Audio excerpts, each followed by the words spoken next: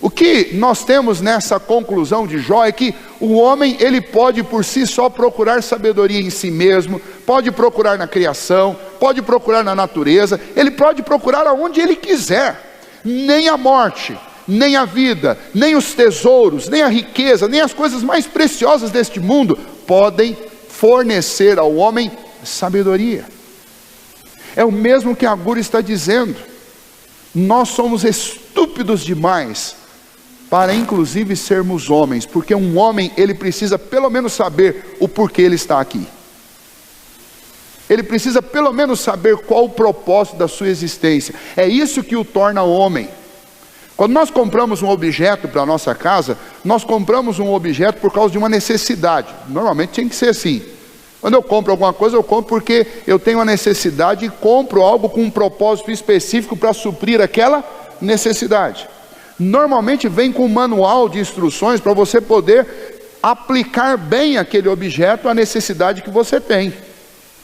Então tudo neste universo, ainda que não tenha consciência do seu propósito, nós homens temos consciência do propósito de tudo que existe sobre essa terra. O problema é que apesar de sabermos qual o propósito de tudo que existe sobre essa terra, nós falhamos em saber qual que é o nosso próprio propósito. Essa é a primeira parte do que Agur está dizendo. Agur está dizendo, olha, eu investiguei, eu estudei, eu procurei, eu me esforcei e eu achei o propósito de tudo. Eu só não consegui encontrar por mim mesmo o propósito de ser homem da minha existência.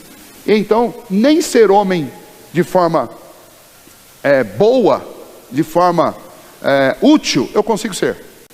Tá? Então o primeiro ponto para nós é isso. O homem, à parte de Deus, afastado de Deus, ele não consegue entender nem qual que é o propósito da sua existência. É o mesmo aqui que Jó está mostrando para nós. A sabedoria elementar, pelo menos para saber por que você existe, não pode ser comprada, não pode ser encontrada, não pode ser adquirida, não pode ser conquistada por nada ou por ninguém. Ela só pode ser dada a você pelo próprio Deus. Somente Deus pode conceder isso. E é exatamente esta a segunda parte do que Agur nos propõe nesses primeiros versículos.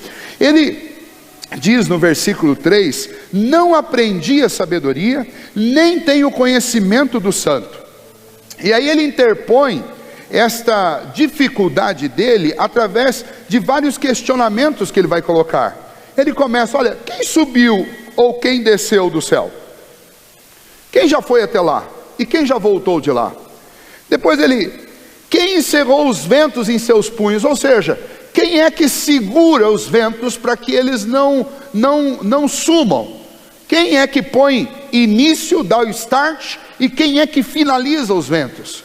Quem põe limite no seu percurso? Quem os detém? E é interessante que para responder essas perguntas, somente uma palavra vai caber depois delas. E essa palavra é Deus. E é por isso que ele está colocando essas perguntas, porque ele está dizendo, olha, para aquilo que eu não encontro resposta, através da minha inteligência, só existe uma resposta que cabe. E essa resposta é Deus. Veja a terceira pergunta, quem amarrou as águas na sua roupa? Ou seja, quem segura os mares aonde eles estão?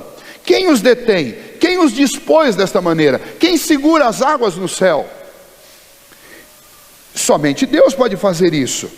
Quem estabeleceu toda a extremidade da terra? Quem foi o Criador? Quem fez a terra redonda como ela é?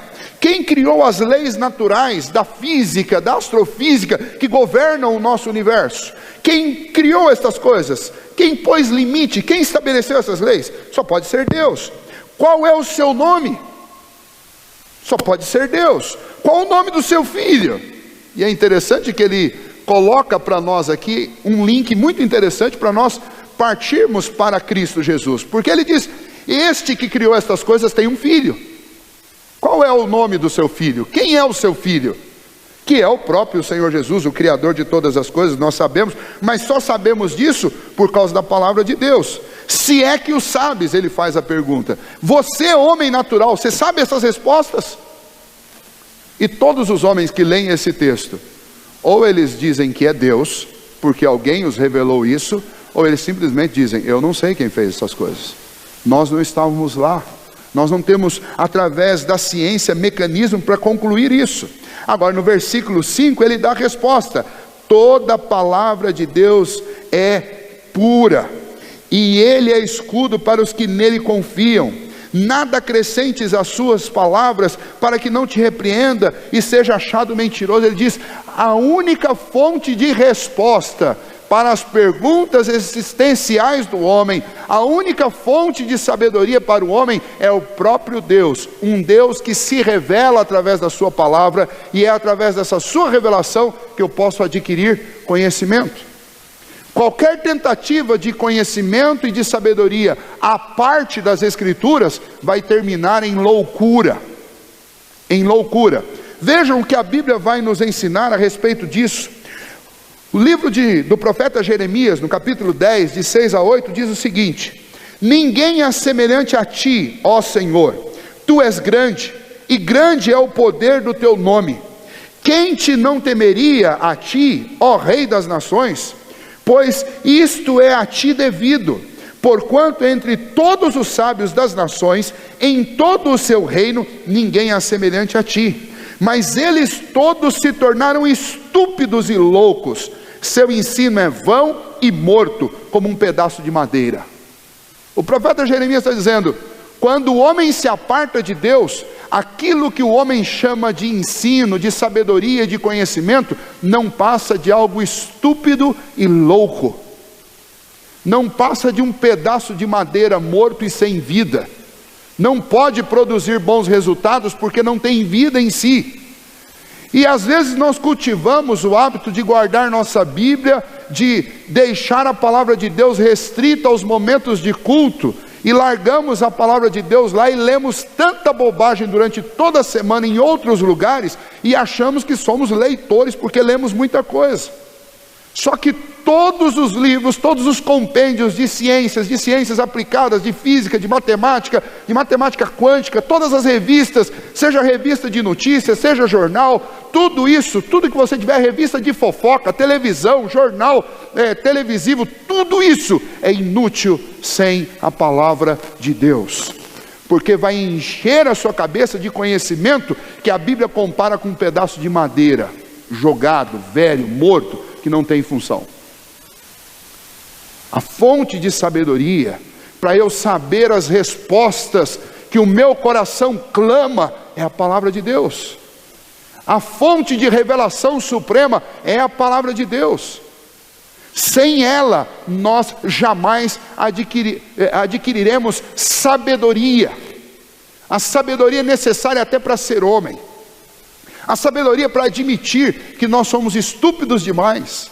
A sabedoria para admitir que sem Deus eu não tenho como responder, nem sequer ao propósito da minha existência.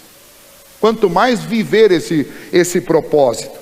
O livro de Mateus, palavras do próprio Senhor Jesus, capítulo 11, 25. Por aquele templo, exclamou Jesus, graças te dou, ó Pai, Senhor do céu e da terra, porque ocultastes estas coisas aos sábios e instruídos e as revelastes aos pequeninos. Ou seja, Jesus estava falando a respeito de questões elementares, que muita gente que vivia lá em Jerusalém nos seus dias, gente simples, pobre, que nunca tinha estudado, sabia, em face a gente sábia, a gente estudiosa, que não tinha a menor noção do que ele estava falando. Um conhecimento básico, elementar e simples, que Jesus está fazendo referência, é o fato de muitas daquelas pessoas pobres o reconhecerem como filho de Deus.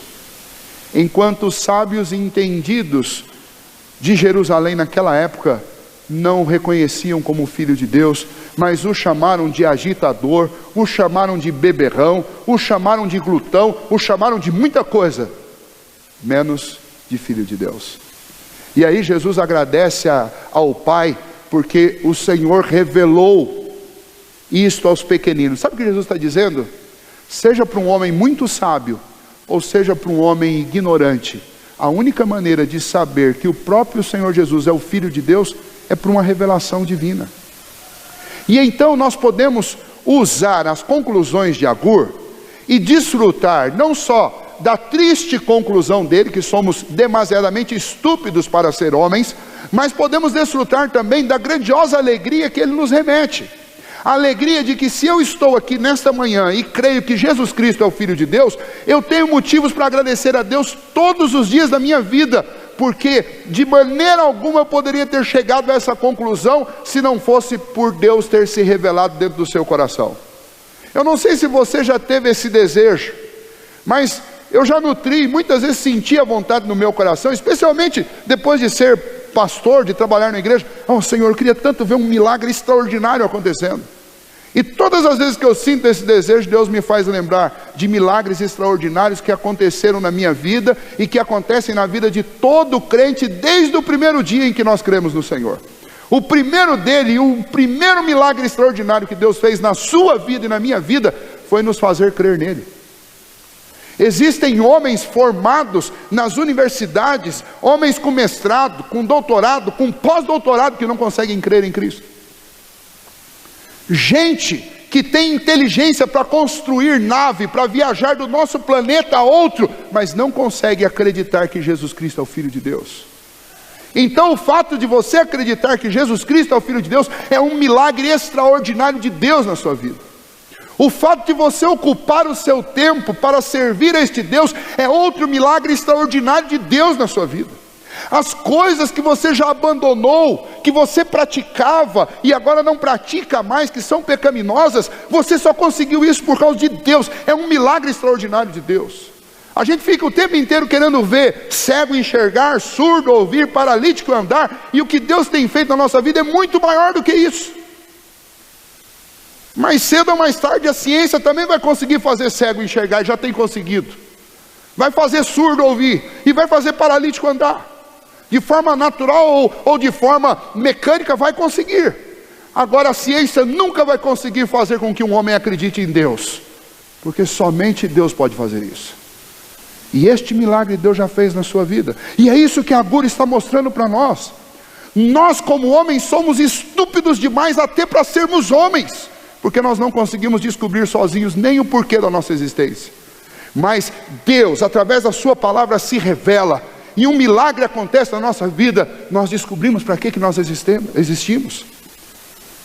Nós temos no nosso catecismo maior, a primeira pergunta do nosso catecismo é exatamente essa: qual o fim principal do homem? Qual o supremo propósito da existência do homem? E a resposta está lá: glorificar a Deus e gozar dele para sempre. Por que eu existo? Eu existo para fazer o nome de Deus ser elogiado. É esse o motivo da minha existência. E Agur nos deixa claro, junto com todo o restante da Bíblia e os outros autores bíblicos, que nenhum homem pode se tornar sábio, inclusive para responder qual o propósito da sua existência, a não ser que Deus faça um milagre e se revele a ele. Outros textos eu quero citar para vocês. Romanos capítulo 1, versículo 22, que daqui a pouco na classe de escola dominical nós vamos estudar. Falando sobre um pecado que é comum a toda raça, Paulo cita: inculcando-se por sábio, tornaram-se loucos. Esta é a espiral degradante da raça humana. Quanto mais o homem se acha sábio e inteligente, aos olhos de Deus, Deus olha e diz: eles estão se tornando cada vez mais loucos. E aí na conclusão ele vai: por que é louco? Porque trocam o Criador pela criatura, porque trocam a verdade pela injustiça, porque ao invés de darem culto a Deus, eles dão culto às coisas que eles gostam, inclusive a si mesmo. E o resultado final disso é que Deus os entrega às suas próprias paixões. 1 Coríntios, primeira carta do apóstolo Paulo aos Coríntios, capítulo 1, versículo 19, também é uma citação longa, mas me permitam ler, do 19 ao 28, diz o seguinte: pois está escrito: destruirei a sabedoria dos sábios e aniquilarei a inteligência dos instruídos. Onde está o sábio? Onde o escriba? Onde o inquiridor deste século? Porventura não tornou Deus louca a sabedoria do mundo? visto como na sabedoria de Deus o mundo não o conheceu por sua própria sabedoria, aprove a Deus salvar os que creem pela loucura da pregação. Porque tanto os judeus pedem sinais, como os gregos buscam sabedoria, aquilo que eu acabei de citar para vocês, que a gente quer ver coisas, a gente quer ver sinais, os cientistas querem provas científicas. E então, Paulo está citando estas mesmas questões, verso 23, mas nós pregamos a Cristo crucificado, escândalo para judeus, loucura para gentios, mas para os que foram chamados, tanto judeus como gregos, pregamos a Cristo, poder de Deus e sabedoria de Deus, porque a loucura de Deus é mais sábia do que os homens, e a fraqueza de Deus é mais forte do que os homens. Irmãos, reparai pois na vossa vocação, visto que não foram chamados muitos sábios segundo a carne, nem muitos poderosos, nem muitos de nobre nascimento, pelo contrário, Deus escolheu as coisas loucas do mundo para envergonhar os sábios, e escolheu as coisas fracas do mundo para envergonhar as fortes, e Deus escolheu as coisas humildes do mundo, e as desprezadas, e aquelas que não são, para reduzir a nada as que são. Sabe o que é isso? Isso é milagre de Deus, é Deus se revelando para gente simples, que não tem doutorado, não tem pós-doutorado, não tem MBA, não é professor de universidade, mas recebeu em si um milagre que é muito maior do que qualquer título que você possa pendurar na parede. É um milagre de reconhecer que Jesus Cristo é o Senhor. É um milagre de reconhecer a existência do Criador e encontrar em Deus o sentido para a sua vida. E então Paulo está falando contra a presunção e o orgulho daqueles que acham que sabem muito, mas Paulo chama de loucos. E ele diz, olha, ainda que a classificação que o mundo dá para a pregação do Evangelho é que ela é loucura, mas é por essa loucura que Deus tem salvado pessoas, porque a loucura de Deus é mais sábia do que a sabedoria dos homens. É isso que ele está dizendo. E isso é muito belo, porque realmente eu não tenho que convencer as pessoas de que eu sou inteligente, ou de que ser cristão é uma atitude inteligente, porque realmente nenhuma pessoa, nem por inteligência, nem por linhagem familiar, nem por situação econômica, nem por títulos que possa receber, vai procurar Cristo. Uma pessoa só serve ao Senhor Jesus se esse milagre que aconteceu no seu e no meu coração, aconteceu no coração dela. É Deus se revelar a essa pessoa, para que ela entenda o porquê que ela está aqui. Sabedoria tem a ver com isso. Sabedoria não tem a ver com quanto tempo eu vou passar debruçado sobre um livro. Sabedoria tem a ver com quanto Deus está se revelando ao ser humano. Voltando ainda lá no livro de Salmos, o Salmo de número 36, versículos 9 e 10 diz, pois em ti está o manancial da vida, na tua luz vemos a luz. Ou seja, o salmista já tinha deixado claro isso. Como é que eu consigo enxergar claramente? Eu só consigo enxergar claramente a vida se eu estiver na luz, que é o Senhor. Fora da luz eu não enxergo, eu fico tateando, buscando alguma coisa, mas eu não consigo encontrar. Paulo falou isso quando ele estava pregando em Atenas. Ele falou, vocês adoram um Deus desconhecido, é precisamente sobre esse Deus que eu quero falar com vocês. Porque vocês ficam tateando como quem está no escuro, tentando encontrar alguma coisa. Mas eu conheço o que vocês estão procurando, e eu vou falar sobre ele a vocês. Porque os homens sem Deus, eles são como cegos num quarto escuro, tateando, procurando alguma coisa. E na sua loucura eles não encontram nada. Nós lemos na abertura aqui hoje o Salmo 119, de 89 a 105, e o versículo 105 é fantástico, porque ele diz, lâmpada para os meus pés é a tua palavra e luz para os meus caminhos. Até as crianças que estão lá no departamento infantil sabem de cor este versículo. E o que este versículo significa? Significa que nenhum homem vai ser sábio por si mesmo. O homem por si mesmo é estúpido, até para ser homem. Mas quando nós recebemos, através da palavra de Deus, a iluminação que vem do Senhor, então a palavra de Deus funciona como um grande farol, que ilumina a nossa vida, para que a gente possa dar passos seguros. Mas a graça e a misericórdia de Deus se manifestou a nós quando Deus se revelou a nós. E ao se revelar a nós, Ele revelou também qual que é o propósito da nossa existência. E ao se revelar a nós e revelar o propósito da nossa existência, Deus nos deu uma chance de ter uma vida orientada por uma cosmovisão que brota dEle. Uma cosmovisão bíblica, onde a minha vida vai ser orientada por aquilo que Deus tem me feito saber sobre Ele. Isso muda tudo. Quem vai ditar os meus costumes, as minhas ações, os meus hábitos, a minha fala, a maneira como eu penso, não é aquilo que a maioria está fazendo, não são os modismos do meu tempo, mas o que deve orientar a minha maneira de viver, de se comportar, precisa ser a palavra de Deus, porque ela é a luz que me faz interpretar o mundo. Isso tudo é uma obra miraculosa de Deus. Nenhum homem alcança isso por si só, mas se você tem isso, você tem, porque Deus tem sido extremamente gracioso para com você. Se você simplesmente crê em Jesus Cristo, esse simplesmente é a coisa mais extraordinária que pode acontecer na vida de um ser humano. É Deus o fazer crer em Jesus Cristo, a fonte de todo o conhecimento.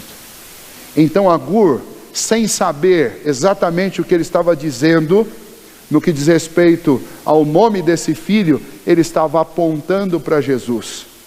Em outras palavras, João, o evangelista João, esclarece o que Agur está colocando aqui de forma um tanto quanto enigmática. João diz: no princípio era o verbo, e o verbo era Deus. Tudo que foi feito por meio dele, e sem ele nada do que foi feito se fez. João está dizendo o seguinte: esta pessoa que Agur pergunta o nome dessa pessoa é Logos. Por que Logos? É a palavra grega para verbo, porque ele é o responsável dentro da Trindade por comunicar, que é o que verbo faz, e por agir, que é o que verbo demonstra. Comunicação de uma ação. Quando você conhece a Cristo, você conhece aquele que revela Deus e aquele que fez todas as coisas. Então Agur está fazendo perguntas no versículo 4, e João está respondendo, e Paulo está respondendo, e o próprio Senhor Jesus está respondendo essas perguntas no Novo Testamento. Quem é esse que é a própria sabedoria de Deus? É o Senhor Jesus. Conhecer o Senhor Jesus é motivo de sobra para que a gente viva contente com Deus para sempre. Porque conhecer o Senhor Jesus me faz saber qual o propósito da minha vida e me reorienta em todas as áreas da vida. Casamento, profissão, vida emocional, vida espiritual. É a parte.